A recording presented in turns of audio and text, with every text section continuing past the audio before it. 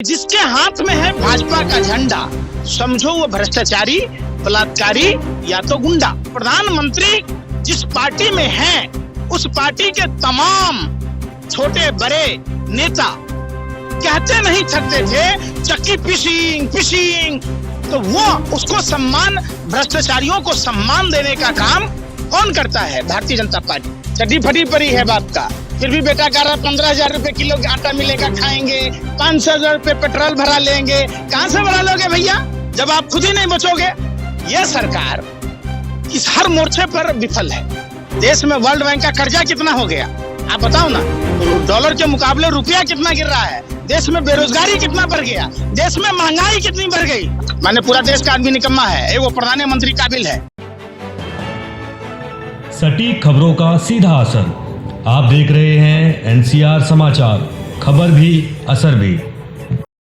होने से पहले सारी विपक्षी दलों का नेता जेल के अंदर होने वाले हैं।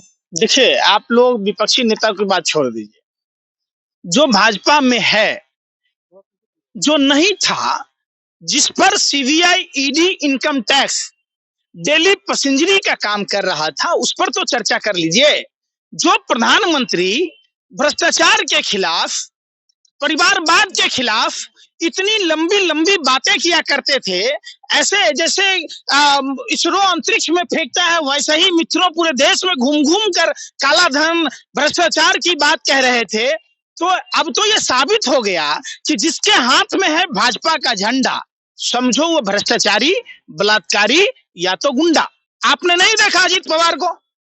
जिस अजीत पवार को खुद प्रधानमंत्री ही नहीं, प्रधानमंत्री जिस पार्टी में है उस पार्टी के तमाम छोटे बड़े नेता कहते नहीं थकते थे चक्की पिशिंग पिशिंग, तो वो उसको सम्मान, भ्रष्टाचारियों को सम्मान देने का काम कौन करता है? भारतीय जनता पार्टी।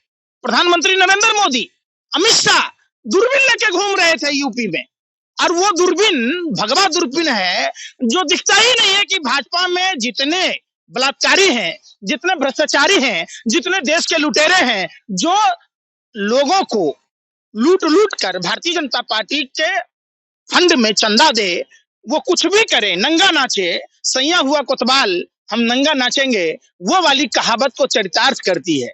आज हसन मुशर्रफ पर कोई कार्रवाई की बात नहीं होती, आज छगन भुजबल पर बात नहीं होती, आज नारायण राणे पर बात नहीं होती, आज हेमंत बिश्व शर्मा पर बात नहीं होती, आज शुभेंदु अधिकारी पर बात नहीं होती। आखिर क्यों? आखिर विपक्षी नेताओं को ही सिर्फ डराया धमकाया क्यों जाता है, क्यों परेशान किया जाता है? अब देखिए, अरे क्या बात कर रहे हो, जेल जा रहा है एक जो करप्शन में वो लिप्त है। अजीत पवार जेल में है या मुख्यमंत्री है? अब बताओ ना, उप मुख्यमंत्री या वित्त मंत्री है ना भाई, जेल में गया। अरे नारायण राणे केंद्रीय मंत्री बना ना यार। अरे कौन है शुभेंदु अधिकारी जो शारदा का अभियुक्त था, जो स्टिंग ऑपरेशन में पैसा लेते पकड़ा गया? क्या प्रधानमंत्री को रतौंधी है, दिनौधी है, नहीं दिखता है? अब सीबीआई, ईडी को नहीं दिखता है? आप बताइए, आप परिवारवाद की बात लंबा लंबा भाषण छोड़ते, सिर्फ अखिलेश यादव, लालू यादव के परिवार में परिवारवाद दिखता है। अमित शाह के बेटे जैसा, क्योंकि अमित शाह के बेटे हैं इसीलिए बीसीसीआई का वो सेक्रेटरी है। अनुराग ठाकुर का भाई कौन सा स्टेट में, कल्याण सिंह का बेटा, पोता सब नेता है, राजनाथ सिंह का बेटा नेता है, कैलाश विजयवर्गीय का बेटा नेता है। आप देखो ना, संजय जायसवाल, मदन जायसवाल का रिश्ता क्या है, आर.के. सिन्हा, रुद्रराज सिन्हा का रिश्ता क्या है? कौन सा हिंदुस्तान में, पूरे विश्व में नहीं है। अरे सुन तो लो पत्रकार साहब, सुनो, गिनती तो आती होगी आपको भी।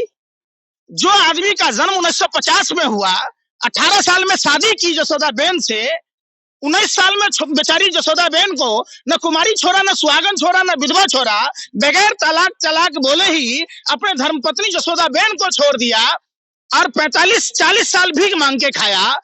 तो जब गुजरात में नहीं था, तब दिल्ली में नहीं था, गुजरात में था तो दिल्ली से बीए कर लिया, और जब दिल्ली में था, गुजरात में नहीं था, एमए एंटायर पॉलिटिकल साइंस कर लिया। अरे भैया, ये कहां से? गुजरात में रही, अमृतकाल यार सुन लो यार, ऐतिहासिक बजट देखा। अरे सुन तो लो, आप लोग बरगलाते हो, आप लोगों को लिफाफा मिलता है, ये जो देश का, आप देखिए, नहीं मिल रहा है ना। अरे नहीं तो गुन नहीं गाते, मोदी फिविया की बीमारी है, आप देखो बिहार में नीतीश कुमार को 24 घंटा नहीं लगा शपथ दिलाने में, लेकिन झारखंड में चंपई सोरेन को शपथ दिलाने में राज्यपाल को टाइम लग रहा है। क्यों? हो गया अरे भैया, एक बात तो चंडीगढ़ से साबित हो गया कि बगैर बेईमानी का भाजपा एक मेयर नहीं जिता सकती है। कौन है? अनिल मसीह। अनिल मसीह भाजपा का कर्मठ नेता है।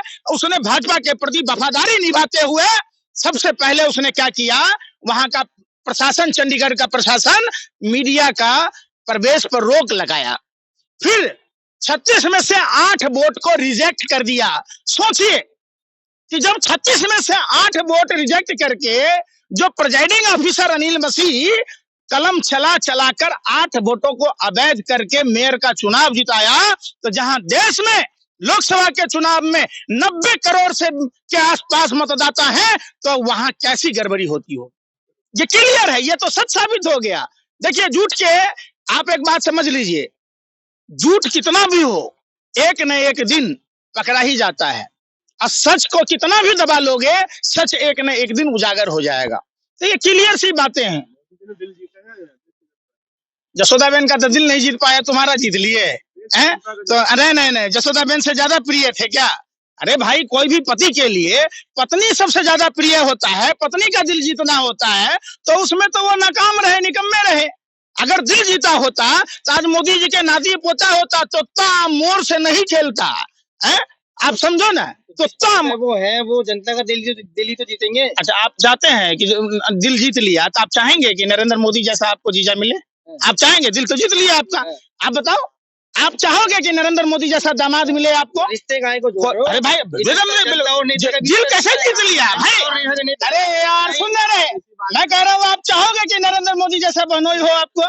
चड्डी फटी पड़ी है बाप का, फिर भी बेटा कह रहा 15,000 रुपए किलो आटा मिलेगा, खाएंगे, 500 रुपए पेट्रोल भरा लेंगे। कहां से भरा लोगे भैया, जब आप खुद ही नहीं बचोगे? यह सरकार किस हर मोर्चे पर विफल है। आप जिस मोर्चे पर देखेंगे, किसानों के साथ जो धोखा किया, कितने किसान भाई शहीद हो गए। किसानों को एमएसपी पर, लागत पर 50% जोड़कर एमएसपी तय करना था, आज तक नहीं किया। प्रधानमंत्री कह रहे हम किसानों को समझा नहीं पाए। अरे भैया, आप जसोदाबेन को समझा नहीं पाए। अगर समझा लिए होते तो आपका घर बस गया होता। तब प्रधानमंत्री कहते ना घर बसा हमारा, ना घर बसने देंगे तुम्हारा। बाकी IAS IPS क्या वहां पर वो क्या कर रहे हैं? वो अरे यार, देश में वर्ल्ड बैंक का कर्जा कितना हो गया, आप बताओ ना। डॉलर के मुकाबले रुपया कितना गिर रहा है, देश में बेरोजगारी कितना बढ़ गया, देश में महंगाई कितनी बढ़ गई। हर घर से जैसे अच्छत बांटा गया था, वैसे ही नौकरी बांटा जाएगा दलित भाइयों के लिए। तो UGC ने क्या अधिसूचना जारी किया था, बताओ, उस पर चर्चा करो ना। अरे भैया, अपने पापा की कलाई खुलवाने से डर रहे हो क्या? जब दलित, पिछड़ों और आदिवासियों के हक मारने वाली सरकार, आज तक एक भी अगर बताओ कि किन दलितों को फायदा हुआ? मैंने पूरा देश का आदमी निकम्मा है, वो प्रधानमंत्री काबिल है, तुम निकम्मे हो भैया। ए भैया पत्रकार, तुम निकम्मे निठल्ले हो, तुम में योग्यता नहीं है, अयोग्य हो। अरे अयोग्य तो जिसको कह रहा था बीजेपी, सम्राट चौधरी को भाजपा ने प्रदेश अध्यक्ष बना दिया। लोग भाजपा मोदी फिविया की बीमारी है।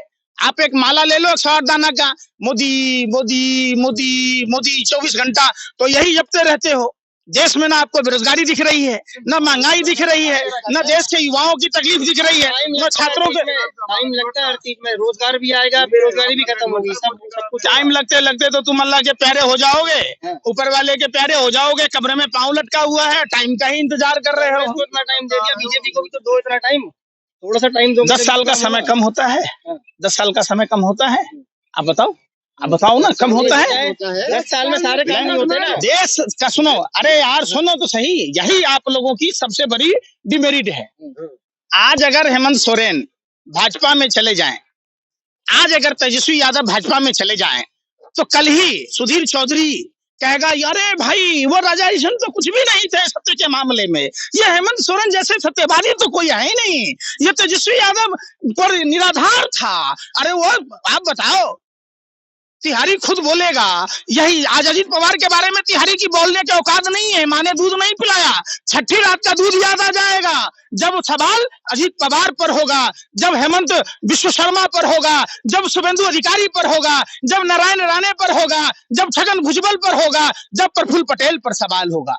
आज नहीं होगा, क्यों? तो वो भाजपा में है। मैंने पहले ही कहा कि जिसके हाथ में है भाजपा का झंडा, समझो वो भ्रष्टाचारी, बलात्कारी या तो गुंडा। दरवाजे खुल गए। पहले भी काम करती थी ना। अच्छा, ईडी ने, सुनो, अरे भाई यार सुन नहीं रहे हैं ईडी। अरे भाई मैं क्या कह रहा हूँ, सुनो, आप तो ऐसे बिलबिला रहे हो, जैसे कुत्ते की पूंछ पर लात रख दिया हो, कुत्ता भौंकने लगता है। मैं फिर कह रहा हूँ ये बात, वही ईडी, वही सीबीआई, वही इनकम टैक्स शुभेंदु अधिकारी के यहाँ डेली जा रहा था, हेमंत विश्व शर्मा के यहाँ जा रहा था, अजीत पवार के यहाँ जा रहा था, छगन भुजबल के यहाँ जा रहा था, हसन मुशर्रफ के यहाँ जा रहा था। अब वो ईडी की कार्रवाई कहाँ है? मैं तो वो पूछ रहा हूँ। मैं ये तो कह ही नहीं रहा हूँ कि आपने हेमंत सोरेन के यहाँ क्यों गए, तेजस्वी यादव के यहाँ क्यों गए। मैं तो पूछ रहा हूँ कि जो फाइल लेकर ऐसे लाद के चल रहा था ED, CBI, income tax, Bhajpa के हाथों से हाथ मिलाकर गलबैया करके, आज वो सीबीआई के पास फाइल कहाँ है, इनकम टैक्स के पास वो फाइल कहाँ है, ये तो बताओ।